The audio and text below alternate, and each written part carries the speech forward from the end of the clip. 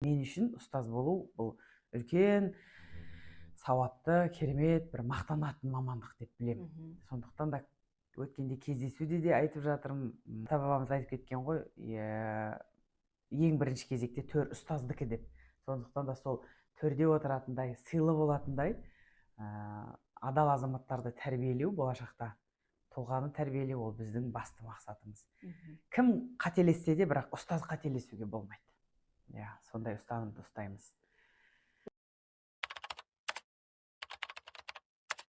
Жалпы не шабыттандырады дегенде, мен өмірлік кредом бар, ол Шәкәрім бабамыздың мына бір өлең жолдары. Қайтадан қайырылып қауымға келмейсің, барыңды, нәріңді тірлікте бергейсің. Артыңа ғибрат аларлық із қалдырсаң, шын бақыт осынық мәңгілік өлмейсің дейді.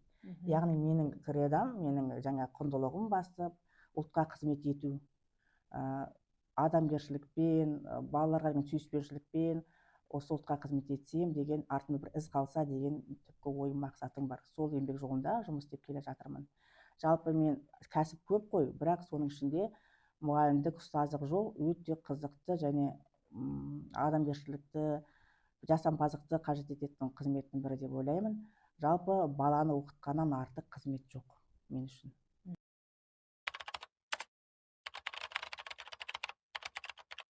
Мұғалім мамандығы барлық мамандықтың анасы.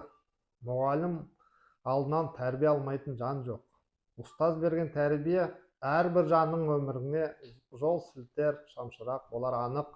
Ғалым да, спортшы да, әнші де, бизнесмен, ғарышкер де бәрі ұстаздан білім, тәлім алған. Сондықтан ұлағатты ұстаздарға бүкіл адам баласы құрметпен бас иеді. Мұғалім болашақтың тәрбиелеушісі. Олар тек білім берумен ғана емес, сонымен қатар жеке тұлғаның өзгеруіне де көмектесе алады.